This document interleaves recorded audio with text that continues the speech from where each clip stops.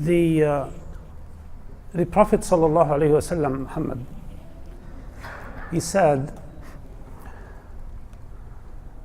that the prophethood was concluded, that there will be no more messengers and no more prophets, but there will be some traces of that. Two things he mentioned to us. He said there will be people who will inherit this task, who will inherit the task of the messengers. The main task of the messengers is to convey the word of Allah subhanahu wa ta'ala. And this is the responsibility of the followers of the messengers. So the followers of the Prophet sallallahu alaihi wasallam's main task is to convey his message. And this is part of his tasks. So we carry part of the messagehood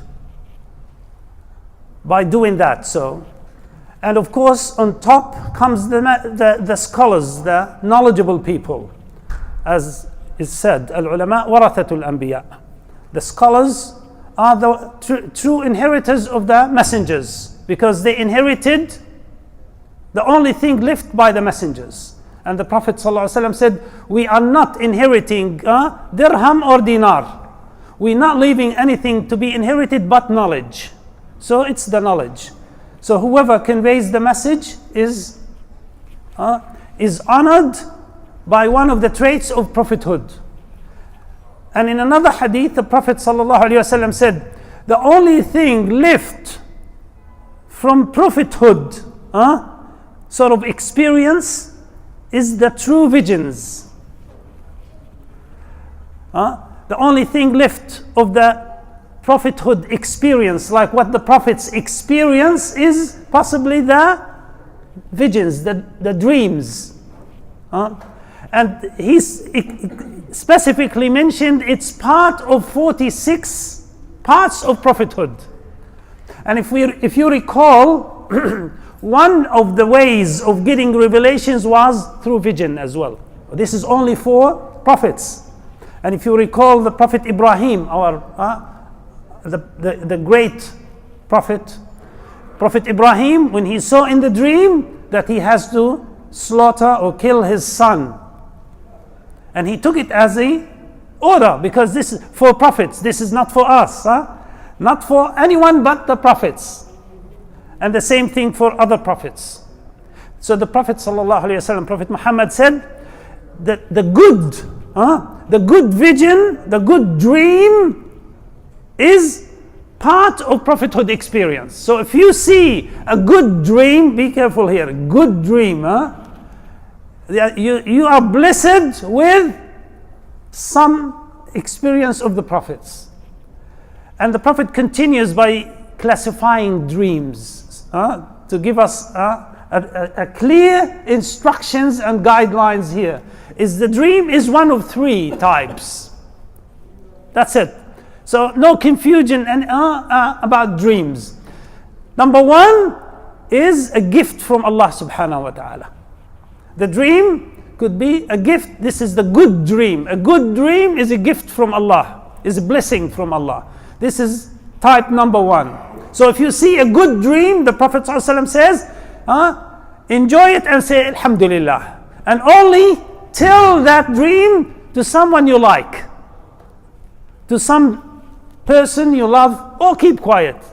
But that's number one. If you see a good vision, a good dream, then this is a blessing from Allah subhanahu wa ta'ala. The second one, min ash-shaytan, yahzun al-mu'min. The second type is a nightmare from the shaitan. The shaitan will make you sad by causing you these turbulences at night or during your dream. This is the second type. It's from the shaitan. If anyone experiences that, the Prophet ﷺ tells us what to do. Don't wake up and go and call everybody and ask them for interpretation. This is the wrong thing people do. The Prophet ﷺ says, if you see these turbulences, these nightmares, this is from the shaitan, then spit 3 times to your left, just like that, and say A'udhu billahi minash shaitanir rajim, and keep silent about it, and it's not going to hurt you. And this frequently happens, right? So this is how we should treat that. And he said also, change your sleep. If you were in the left, turn to the right, or from right to left for that moment. That's the second type. And the third type, the Prophet ﷺ said, which is also common, is your own self-talk, your own self-reflections. You have an interview tomorrow. So your dream is about this interview and whatever your preparations are. You have an exam tomorrow. So you see everyone coming to school or to uni or whatever. There's a lot of that happening. This is a self-talk. Or you've been hungry. So you've seen all types of food and drinks. So this is a self-talk. So you don't have to waste any time interpreting that. You've been hungry. So you just get up or you eat. Or you go to your appointment. Sta'in billah. These are the 3 types of dreams. There is nothing else. And you know something? The most famous, nowadays we have endless number of people who are willing to interpret dreams on air or in privacy. And majority of these people are not knowledgeable. The most known knowledgeable person, of course, after the Prophet ﷺ and the Sahaba, is Imam Ibn Sirin. Imam Ibn Sirin is the very famous, known interpreter of the dreams. In fact, they narrate about him, whenever he was asked to interpret any dream, always he will tell the person, do good in your day life, no dreams will affect you. And this is the real conclusion of today's. Many of us run away from reality to dreams, because dreaming is something we all enjoy. We run away from the stresses of this world to dreams. So we go and wish for dreams. So if you have hard times or you have problems, people want to go to sleep so they can see a good dream. But this is not going to solve the problems. Right? We call them wishful thinking or just dreaming. This will never make any differences. This will not change. This is not how to face reality and challenges. And even the Prophet ﷺ, when he explained these dreams to us, is to tell us, don't depend on dreams. The only dream that you should consider is the good dream, which Allah gives it to the believer as encouragement. The good dream. That's the only one. And it's an incentive for you to continue, that's all. But dreams is not a source of legislation, of course, to us. It's not something you should depend on any way whatsoever. You don't build on the dreams any plans. The only right dream is the dream that's good one, that you feel good about it. It's from Allah subhanahu wa ta'ala to give you an incentive to continue. So it's a psychological push that Allah favors you with to continue facing the challenges of this world. So you wake up fully charged, ready to face the challenges. And if you see a bad dream, the Prophet ﷺ says, don't ask anyone for interpretation. Don't tell it to anyone. And as the Imam mentioned today, he narrated some incidents where people tried to interpret some bad dreams, and the Prophet ﷺ said, don't do that. Don't do that. Either you give people glad tidings or keep quiet. Allah subhanahu wa ta'ala mentioned this is a way the shaitan wants to sadden. لِيَحْزُنَ الَّذِينَ آمَنُوا. The shaitan wants to make you sad. So Allah wants you to make you happy and ready to face challenges. The shaitan wants to make you give up easy. So the good dream is what you should take as an encouragement, but you don't interpret it as a plan to do something that, I've seen this in the dream, I'm going to do it. This is not the way. Absolutely not. And of course, if someone tells you, well, I've seen the Prophet and sallallahu alaihi wasallam, and he told me, tell the people such and such, immediately you should say, this is nonsense. Of course, because this is not in line with our teachings. The dream is only a glimpse of encouragement to the individual himself or herself.